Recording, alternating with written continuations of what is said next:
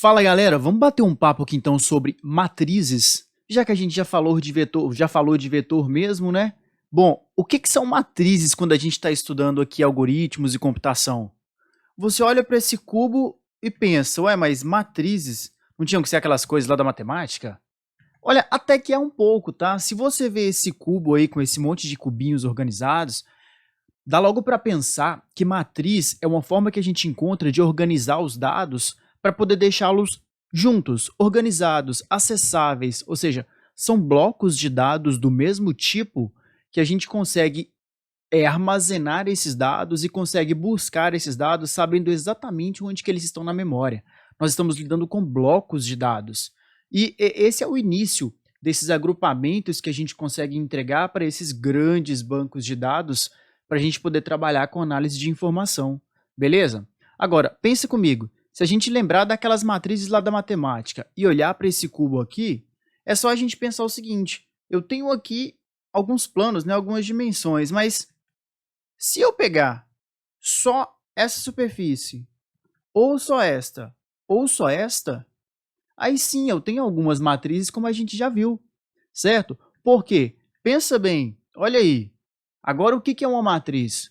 Como eu tinha dito, uma matriz ela é um conjunto de dados do mesmo tipo, certo? E aí, em linguagem C, por exemplo, C permite a declaração de matrizes multidimensionais.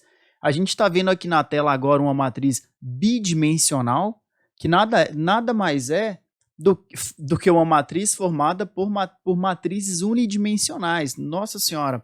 Ou seja, ela é uma matriz de vetor, vetor de vetor.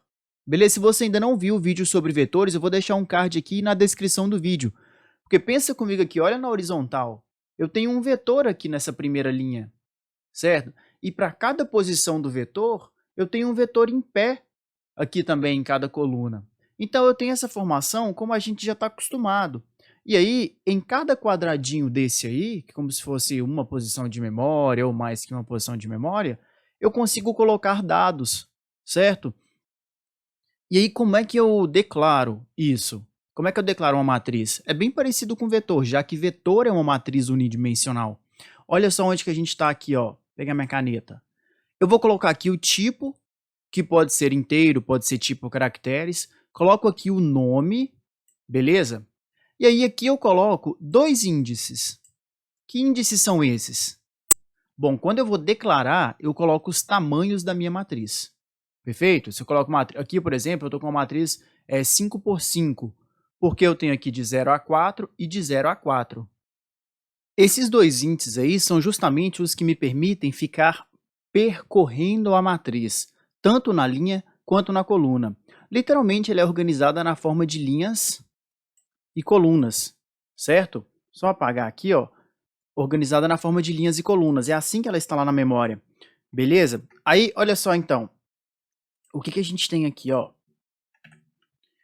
Perceba que aqui eu coloquei, ó, vocês estão vendo isso aqui? O índice da coluna varia mais rápido. Por quê? A gente tem aqui linha 0, coluna 1, coluna 2, coluna 3, coluna 4. Linha 1, 0, 1, 2, 3, 4. Linha 2, 0, 1, 2, 3, 4. Então, esse índice da coluna ele varia mais rápido na hora de percorrer na memória. Porque a matriz na memória também ela é contígua, certo? Como eu tinha dito, ela é uma posição depois um elemento depois do outro nas posições de memória. É subsequente, literalmente subsequente. E aí, qual que é o tamanho de uma matriz? Bom, depende do tipo da matriz que eu estou declarando. Aí, o que eu vou pegar aqui? Ó? Eu vou pegar o I e o J, que nesse caso são 5 e 5, e vou botar 5 vezes 5 vezes o tamanho daquele tipo. Se for, por exemplo, o caractere que vai precisar de um byte só, vai ser 5 vezes 5 vezes 1. Ah, já se forem inteiros que vão precisar de 4 bytes, 5 vezes 5 vezes 4, certo? Aqui eu tenho um exemplo, ó. O que tem nesse exemplo aqui? Eu estou declarando uma matriz de inteiros, certinho? Aqui é uma matriz de inteiro, 5 por 5, onde 5 eu estou indicando 5 linhas, esse outro 5 em vermelho eu estou indicando 5 colunas. Então, onde está aqui é o equivalente a linhas e colunas. É uma matriz 5 por 5. Beleza. Agora, como é que eu posso dar valores para elas? Bom, eu declarei ela para inteiro, eu posso colocar um monte de inteiro que eu quiser, acessando a partir dos índices, que é o que a gente vai fazer no código no próximo vídeo. Beleza? Ah, não, eu quero para caracteres. Tudo bem. É só eu declarar que o tipo dela aqui, ó, ela é do tipo caractere. Na hora de declarar o tipo da matriz, continua do mesmo tamanho. E aqui eu tenho letras maiúsculas, minúsculas, caracteres especiais, certo? Eu só vou lembrar aqui nesse momento que em linguagem C, se a gente estiver utilizando para strings, e esse é um tipo muito comum de uso de vetores e de matrizes, que na verdade são tudo matrizes, né? Em linguagem C, a gente tem que reservar a última posição para o /0, tá? Mas isso a gente trata no código de C daqui a pouco. Perfeito. Então é basicamente isso. Aí tá bom. Matrizes têm que ser só bidimensionais? Não, matriz não tem que ser só bidimensionais. Se vocês olharem aqui, ó, essa matriz aqui, ela tem duas dimensões, que a gente está chamando aqui de linhas mesmo aqui e de colunas. É como se fosse horizontal e vertical, são duas dimensões.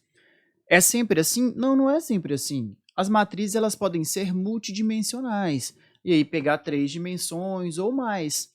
A forma de declarar é a mesma. A gente vai botar o tipo, o nome e os tamanhos, para depois a gente ir acessando pelos índices. E por que elas não são tão frequentes assim, essas multidimensionais? Bom, por algumas razões. Primeiro que elas geralmente são alocadas dinamicamente, usando ponteiros. Por quê? Por causa desse último tópico aí do slide. Qual que é? O armazenamento ele cresce exponencialmente. É natural, porque você vai acrescentando dimensões, e aí em termos de complexidade de espaço, ou seja, para armazenar essas matrizes, você vai ter que multiplicar todas as dimensões por todas e ainda vezes o tamanho do tipo que você precisa. Imagina se você estiver trabalhando com ponto flutuante, por exemplo, com double, com float, por aí. É muito espaço, certo? E aí, por causa disso, a gente volta nesse primeiro tópico aí, que elas geralmente são alocadas dinamicamente com o uso de ponteiros. Tranquilo? E ainda tem mais um lance. Para acessar índices de matriz, você tem que fazer cálculo. Por quê?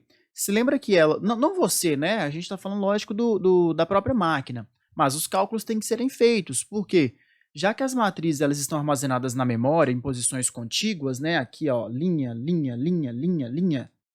Beleza? Para ir encontrando esses índices para cada acesso, tem que fazer um cálculo para encontrar quantos pulos de posição de memória você tem que dar para chegar naquele elemento. Então perceba que trabalhar com matriz multidimensional, e quanto mais multi, né, quanto mais dimensões ela tiver, mais custa, tanto em tempo computacional quanto em espaço computacional. Beleza? Mas, por hora, se a gente conseguir ter essa ideia aqui das matrizes, bidimensionais, já ajudam bastante. Porque a gente consegue enxergar linha, a gente já consegue enxergar coluna, acessar matrizes pelos dois índices, declarar a partir do seu tipo, já que ela é um conjunto do mesmo tipo de dados. Beleza? Bom, então, de matrizes, é isso que você precisa saber. Você sabendo isso, é praticamente o mesmo conceito que vetor, só que vetor simplifica porque é de uma dimensão só. Beleza? E agora a gente pode partir para os códigos e fazer alguns testes. Beleza? Então, valeu por assistir e até a próxima videoaula.